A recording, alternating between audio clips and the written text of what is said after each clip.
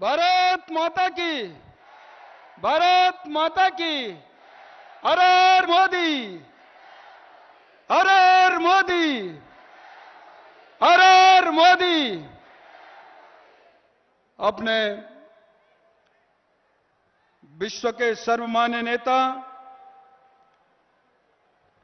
देश नहीं तो दुनिया की number 1 party Bharatiya Janata party और दुनिया के सर्वमान्य नेता आप सबके चेते,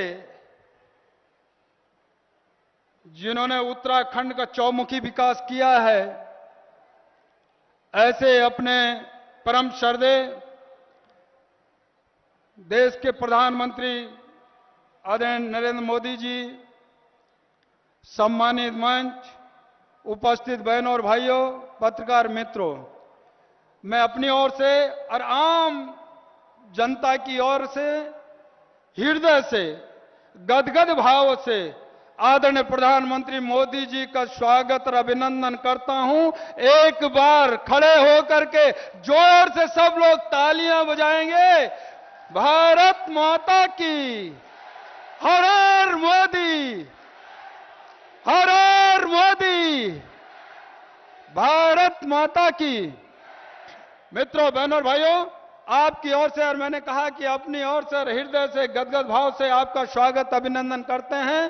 प्रधानमंत्री मोदी जी ने उत्तराखंड का चौमुखी विकास किया है। मित्रों, बहनों और भाइयों, यही नहीं तो मैं बार बार इस बात को कहता हूं, आप तो देश के प्रधानमंत्री हैं, आपने चौमुखी विकास कर रहे हैं, विकास को आगे बढ़ा रहे हैं, लेकिन जब गुजरात के मुख्यमंत्री भी थे, इस प्रदेश के अंदर केदारनाथ की आपदा थी, तब भी आपने 3 दिन रह करके यहां के लोगों की राहत ली। और यही नहीं तो गुजरात जाकर के 22 बोगियां ट्रेन की भेजकर आम जो दुखी थे, जो उस आपदा में फंसे थे, उन लोगों के लिए राहत किट भेजे हैं। मित्रों, बहनों और भाइयों, ये आप सब ने देखा है। और मैंने कहा कि सड़क से लेकर के, पानी से लेकर, बिजली से लेकर, शौचालय से लेकर के आप सबको राहत पहुंचाने का काम किया। गरीब कल्याण की योजना के तहत भी आपने हाथ खड़ा करके बोला कि आज भी राशन पहुंच रहा है। और यही नहीं तो मैं कह सकता हूं, इतिहास में पहली बार पहाड़ में ट्रेन चढ़ना कर्णप्रयाग तक, और जैसे 4 धाम सड़क की बात करते थे, आज प्रधानमंत्री मोदी जी ने 4 धाम ट्रेन से कनेक्टिविटी जोड़ने का काम किया है। यह इतिहास में रचा आजाद भारत में पहली बार हुआ है। मित्रों, बहनों, भाइयों, इसी के साथ में मैं आप सबकी ओर से पुनः दोबारा और अपनी ओर से हृदय से आपका स्वागत और अभिनंदन करता हूं। भारत माता की, भारत माता की, हर हर मोदी, भारत माता की। धन्यवाद। अब मैं निवेदन करना चाहूंगा अपने सांसद श्रीमान तीरथ सिंह रावत जी, अपने पूर्व मुख्यमंत्री और पूर्व में केंद्रीय शिक्षा मंत्री रहे अपने निशंक जी और धन सिंह जी से, आदरणीय बुल्लूनी जी से, कि आप इस देश के यशस्वी प्रधानमंत्री को अंगवस्त्र भेंट कर उन्हें सम्मानित करने की कृपा करेंगे।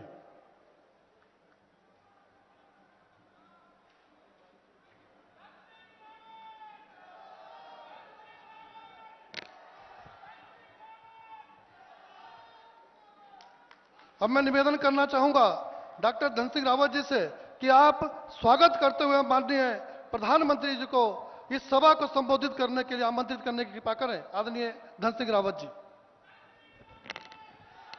भारत माता की, नरेंद्र मोदी, नरेंद्र मोदी, भारतीय जनता पार्टी। अब भाइयों बहनों, मैं विश्व के सर्वाधिक लोकप्रिय नेता, अपने देश के यशस्वी प्रधानमंत्री और हम सबके मार्गदर्शक, जिन्होंने पूरे विश्व में भारत का नाम रोशन किया है, मैं श्रीनगर की धरती में और अपनी विधानसभा में उनका हार्दिक स्वागत करते हुए सीधे उनको आमंत्रित करता हूं कि वो हम पूरे गढ़वाल की जनता को संबोधित करेंगे। भारत माता की, नरेंद्र मोदी, नरेंद्र मोदी।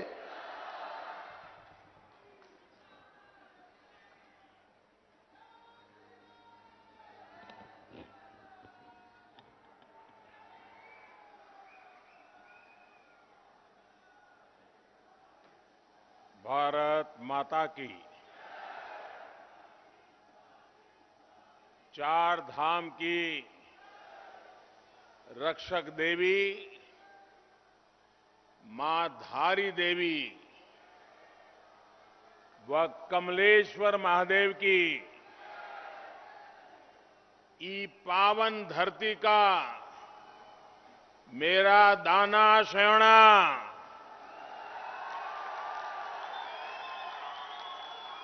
दीदी भूलिया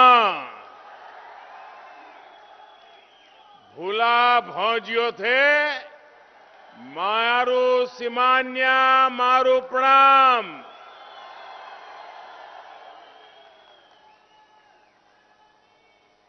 आशा करत आप सब कुशल मंगल होला।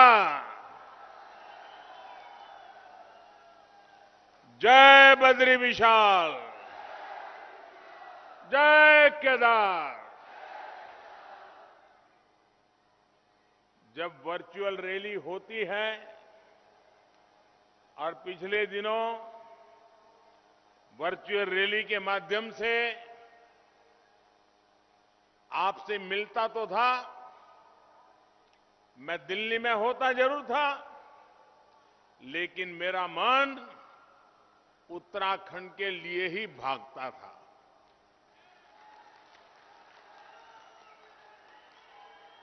जब मनोरथ सच्चा हो तो बाबा केदारनाथ और बद्रीनाथ जी की सच्ची इच्छा को पूरी कर ही देते हैं। और उनके आशीर्वाद से इलेक्शन कमीशन ने भी और मौसम ने भी मुझे आपके बीच आने का सौभाग्य दिया, आपके दर्शन करने का सौभाग्य दिया। उत्तराखंड का हर नागरिक जानता है मेरा इस देवभूमि से नाता क्या है। उत्तराखंड का हर नागरिक जानता है कि इस देवभूमि से मेरा लगाव कितना है। कोई कल्पना कर सकता है कि 2019 में चुनाव का आखिरी दौर चल रहा था। मैं खुद जिस काशी के चुनाव लड़ रहा था वहां पर मतदान होना था, लेकिन मेरा मन कर गया इस देवभूमि की माटी को माथे चढ़ाने का। यहां तो चुनाव हो गया था, यहां मतदान बाकी नहीं था। काशी में मतदान बाकी था, लेकिन बाबा केदार ने मुझे पुकारा और मैं फिर यहां चला आया था। चुनाव के मैदान में भी और खुद का चुनाव होने के बावजूद भी मैं यहां आपके बीच चला आया था। कारण ये देवभूमि के प्रति मेरी भक्ति, ये देवभूमि के प्रति मेरा लगाव, और ये देवभूमि है, वीर भूमि भी है। यहां से सदा सर्वदा एक ऊर्जा मिलती है, प्रेरणा मिलती है। भाइयों बहनों, मां गंगा, गढ़वाल की वीरांगना रानी कर्णावती, चौथकोट की तीलू रौतेली, सुबाड़ी के पंजा दादा, मलेथा के माधोसी भंडारी, ऐसे अनेक व्यक्तियों से प्रेरणा पाने वाली इस धरती को, यहां के लोगों को भी मैं आदरपूर्वक प्रणाम करता हूं। भाइयों और बहनों, कल ही उत्तराखंड भारतीय जनता पार्टी ने अपना संकल्प पत्र जारी किया है। ये संकल्प पत्र इस दशक को उत्तराखंड का दशक बनाने में बहुत बड़ी भूमिका निभाएगा। इसमें उत्तराखंड के विकास के लिए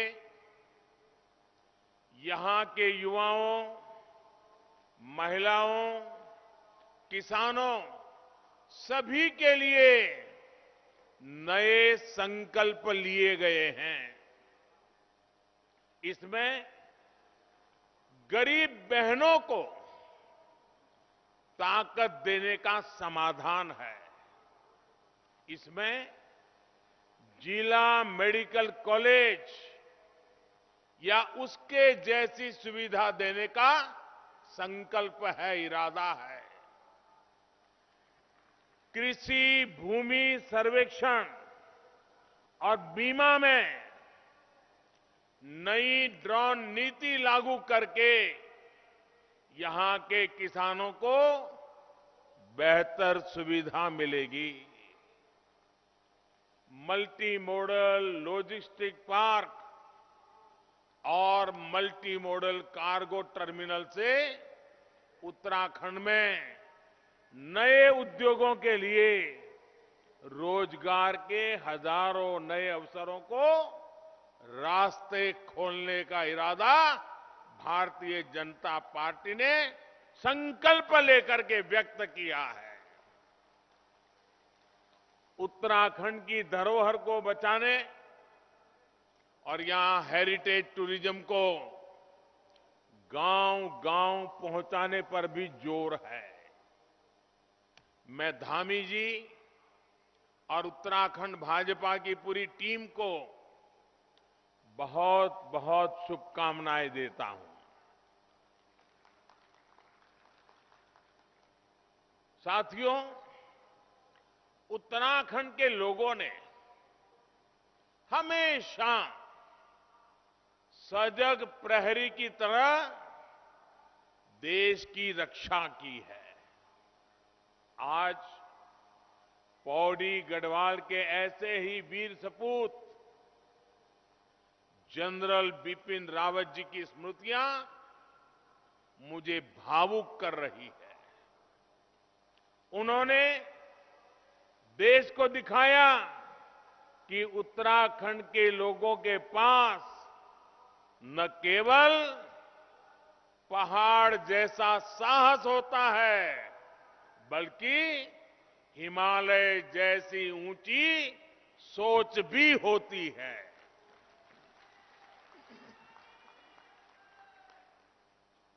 लेकिन भाइयों बहनों, मेरे मन में एक गहरी तकलीफ भी है। मुझे ये जिक्र इसलिए भी करना पड़ रहा है क्योंकि कांग्रेस पार्टी अपने प्रचार में जनरल बिपिन रावत जी के कटआउट लगाकर, उनकी फोटो लगाकर वोट मांग रही है। कुर्सी के लिए कोई इस सीमा तक जा सकता है, मुझे विश्वास ही नहीं हो रहा। उत्तराखंड के लोग कभी भूल नहीं सकते सेना को लेकर इन लोगों का रवैया क्या रहा है।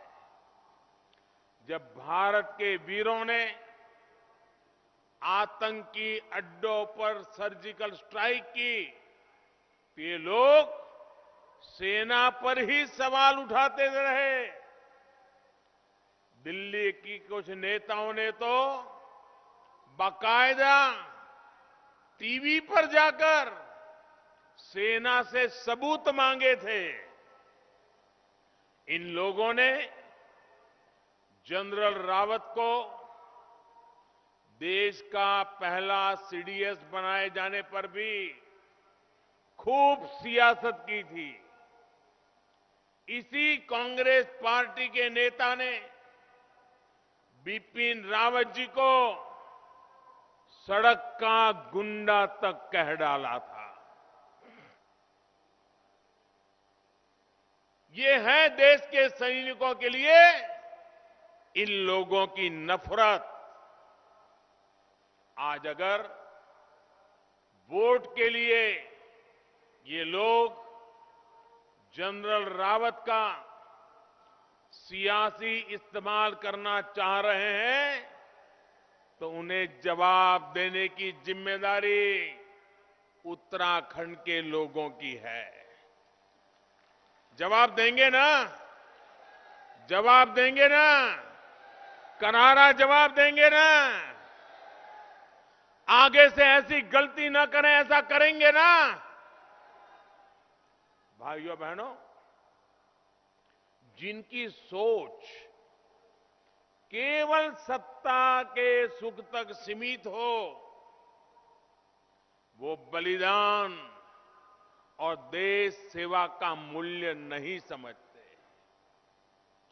इतने सालों तक ये सत्ता में थे, लेकिन वन रैंक वन पेंशन को लेकर झूठ बोलते रहे, आंख में धूल झोंकते रहे। ये हमारी ही सरकार है जिसने वन रैंक वन पेंशन की व्यवस्था लागू की।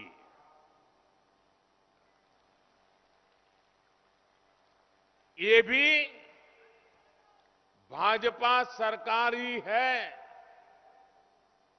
जो देहरादून से उत्तराखंड के शहीदों के सम्मान में सैन्य धाम बना रही है। और मैंने एक बार कहा था, उत्तराखंड यानी 4 धाम, ये इतना ही सोच काफी नहीं है।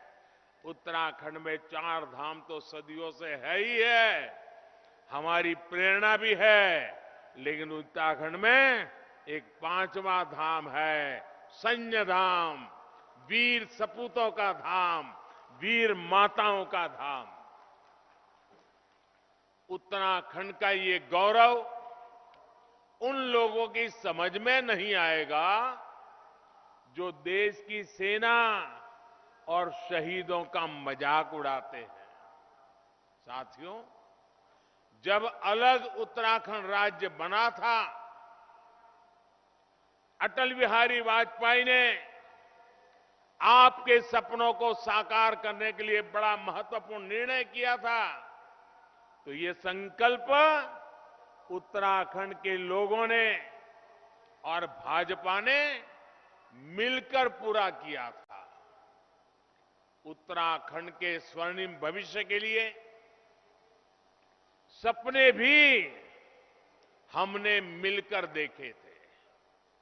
उत्तराखंड में आधुनिक इंफ्रास्ट्रक्चर हो, अच्छी सड़कें हो, शिक्षा स्वास्थ्य की आधुनिक सुविधाएं हो,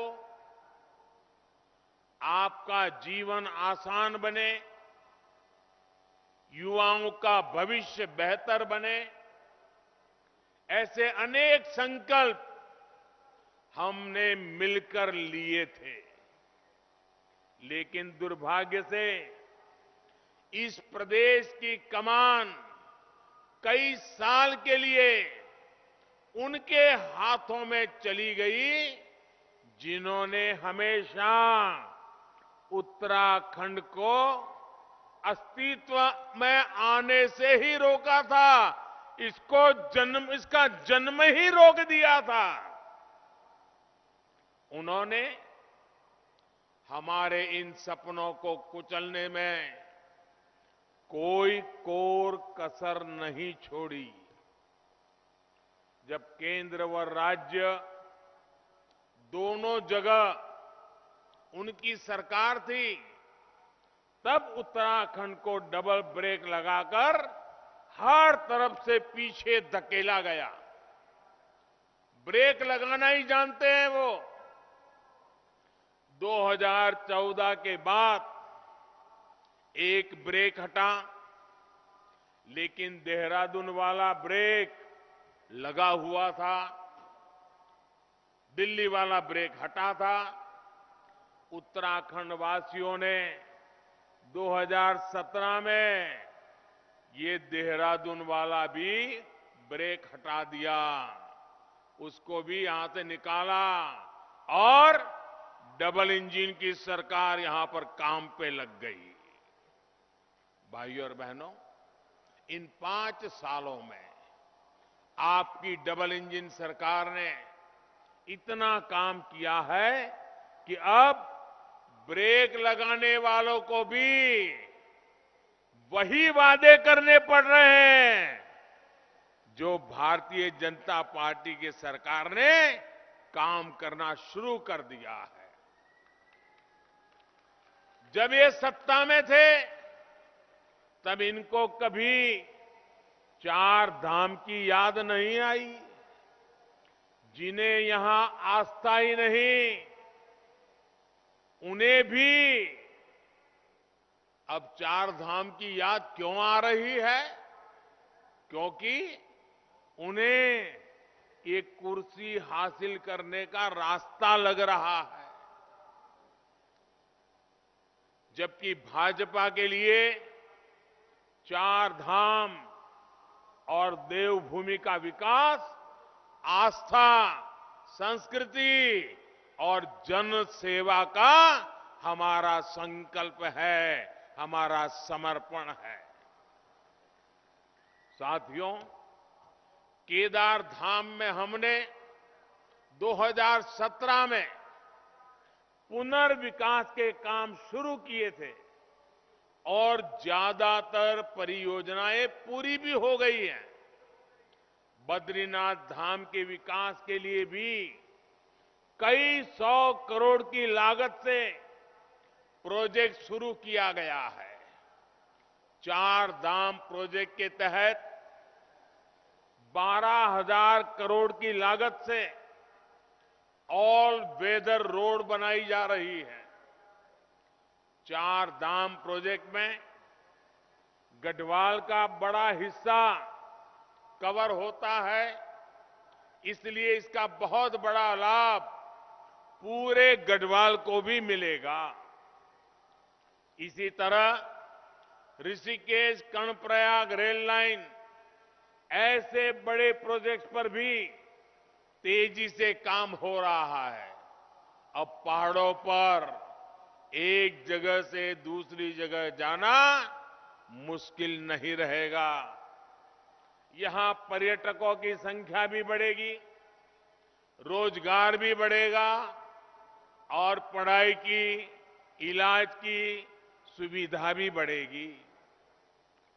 प्रदेश के अलग अलग हिस्सों में हेली सर्विस शुरू की जा रही है। भाइयों और बहनों, इस बार केंद्र सरकार जो बजट लेकर आई है, उसका भी बहुत बड़ा लाभ उत्तराखंड को मिलेगा। देश के पहाड़ी इलाकों के लिए खास तौर पर बजट में पर्वतमाला प्रोजेक्ट की घोषणा की गई है। इसके तहत पहाड़ों पर आवागमन के लिए रोपवे जैसी सुविधाओं का निर्माण किया जाएगा। जिन सीमावर्ती इलाकों को कांग्रेस सरकार ने जानबूझकर विकास से वंचित रखा था, उनके विकास के लिए वाइब्रेंट विलेज योजना शुरू की जाएगी। किसानों के लिए गंगा के किनारे किनारे नेचुरल फार्मिंग को बढ़ावा देने के लिए कई महत्वपूर्ण निर्णय लिए गए हैं। उत्तराखंड को तो प्राकृतिक खेती, नेचुरल फार्मिंग के लिए प्रकृति का असीम आशीर्वाद मिला हुआ है। लेकिन ये लाभ आप तक तभी पहुंचेगा जब दिल्ली से चलने वाली विकास की धारा को देहरादून से भी ताकत मिले। ऐसे लोग ना आ जाएं कि दिल्ली से आ रही विकास की धारा को वहीं ठप कर दें, वरना फिर उत्तराखंड जो पहले की हालत थी उस तरफ डूब जाएगा। इसके लिए जरूरी है कि आप 14 तारीख को बेईमानी और भ्रष्टाचार को ही रोक दें, ब्लॉक कर दें उसको। 14 तारीख को आप वंशवाद और परिवारवाद को ब्लॉक कर दें। 14 फरवरी को आप संप्रदायवाद और तुष्टीकरण को देवभूमि से बाहर का रास्ता दिखा दें। करेंगे ना? बाहर का रास्ता दिखाना चाहिए कि नहीं दिखाना चाहिए? साथियों, कांग्रेस पार्टी की एक ही पहचान है, सत्ता आती है तो इनका भ्रष्टाचार बेलगाम हो जाता है और सत्ता जाती है तो पूरी ताकत षड्यंत्रों में लगा देते हैं, बौखला जाते हैं, जितना बुरा कर सकते हैं बुरा करने के रास्ते पकड़ लेते हैं। पिछले 10 सालों से लोकसभा में उत्तराखंड के लोग इन्हें शून्य दे रहे, शून्य, बिग जीरो। विधानसभा में भी 5 साल से ये सत्ता से बाहर है। इसलिए कांग्रेस के लोग उत्तराखंड के लोगों से भड़के हुए हैं। सत्ता तक पहुंचने के लिए अब ये देवभूमि की संस्कृति और पहचान को मिटाने की साजिश कर रहे हैं। ये लोग तुष्टीकरण और वोट बैंक वाला फॉर्मूला आजमा रहे हैं। ये लोग देवभूमि के लिए किस तरह की यूनिवर्सिटी का समर्थन कर रहे हैं, ये आप देख रहे हैं। आपने सुना है ना क्या करना चाहते हैं? सुना है ना? इसे उत्तराखंड को बचाना है कि नहीं बचाना है? बचाना है कि नहीं बचाना है? भाइयों बहनों, अगर ये वापस आ गए तो अपनी सारी बौखलाहट यहां की जनता पर निकालेंगे। भाइयों और बहनों, इन्होंने सालों तक पहाड़ के लोगों को पानी की सुविधा से वंचित रखा। पानी के लिए माताओं बहनों को सर पर घड़ा रखकर कोसों जाना पड़ता था। हमने जल जीवन मिशन के जरिए घर घर पाइप से पानी पहुंचाने का अभियान शुरू किया। आज उत्तराखंड में करीब 8 लाख घरों तक पाइप से पानी पहुंच रहा है। मैंने अभी थोड़े दिन पहले उत्तराखंड की 5-6 बुजुर्ग माताएं, कुछ बहनें, उन्होंने छोटा छोटा वीडियो डाला हुआ है, तो मेरे पास वो भी आया घूमता फिरता।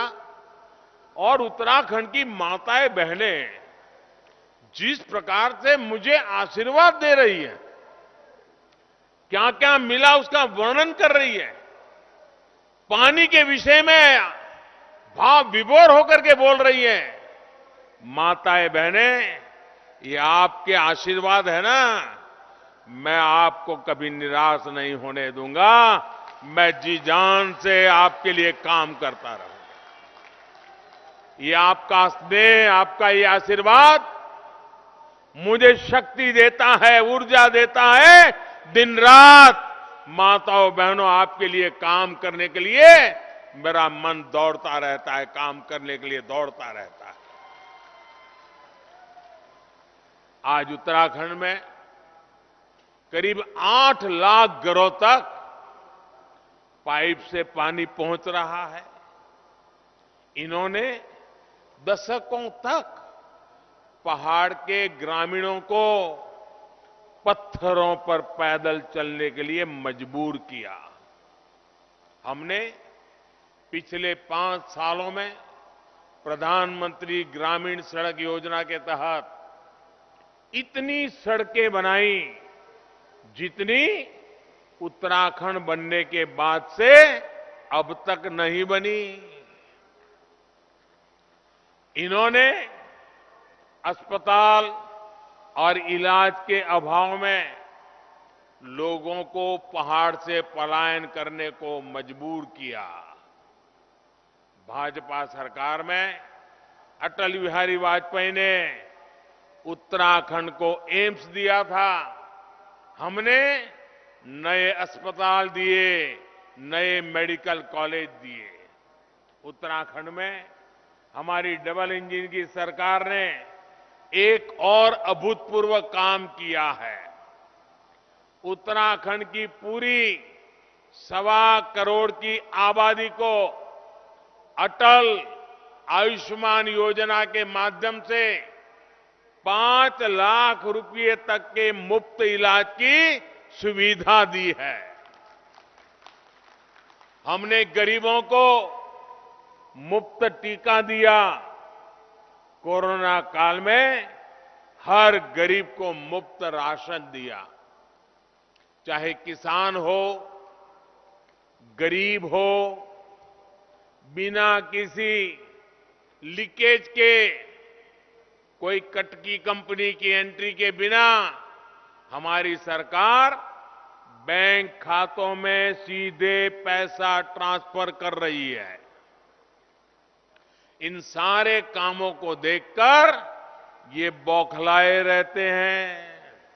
इसलिए उत्तराखंड के लोगों को याद रखना है, अगर ये गलती से भी सत्ता में आ गए तो ये भाजपा सरकार के सारे काम रोक देंगे। जो आपके लिए अच्छे अच्छे काम हो रहे हैं उन्हीं को रोक देंगे।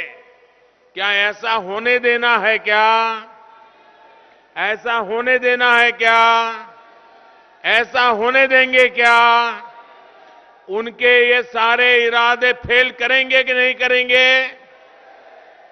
भाइयों बहनों, उत्तराखंड के विकास का ये पुण्य कार्य हमें निरंतर करते रहना है और मेरे लिए तो ये पुण्य कार्य है ही है। आप लोगों की सेवा करना ये मेरे लिए पुण्य कार्य है। और इसलिए 14 तारीख को हमारा संकल्प होगा उत्तराखंड के विकास के लिए। 14 तारीख को हमारा संकल्प होगा उत्तराखंड के विकास के लिए कमल का बटन दबाना। उत्तराखंड के युवाओं के लिए उज्जवल भविष्य के लिए 14 तारीख को कमल का बटन दबाना। यहां पर्यटन और रोजगार के विकास के लिए 14 तारीख को कमल का बटन दबाना। जो काम चल रहे हैं उन्हें तेज गति से आगे बढ़ा करके पूरा करने के लिए 14 तारीख को कमल पे बटन दबाना। इसलिए याद रखिए 14 फरवरी को पहले मतदान फिर जलपान। आप सब, मैं उत्तराखंड में कई स्थानों पर गया हूं, कई कार्यक्रम किए, लेकिन आप लोगों ने आज जो ये मिजाज दिखाया है, चारों तरफ लोग ही लोग हैं। मैं देख रहा हूं उसके पार भी लोग खड़े हैं। ये दृश्य अपने आप में दिखा रहा है कि उत्तराखंड में फिर एक बार भाजपा सरकार। बहुत बहुत धन्यवाद।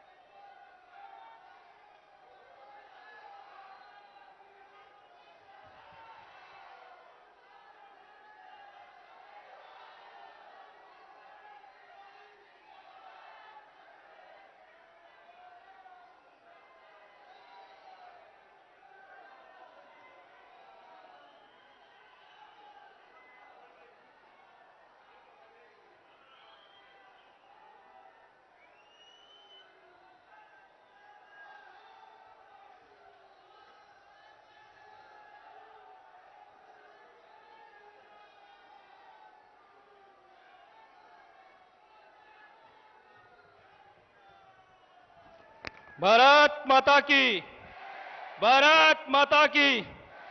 आदरणीय नरेंद्र मोदी, आदरणीय नरेंद्र मोदी, भारतीय जनता पार्टी। ये हम सबके लिए सौभाग्य की बात है कि हम सबके बीच में विश्व के सर्वमान्य नेता और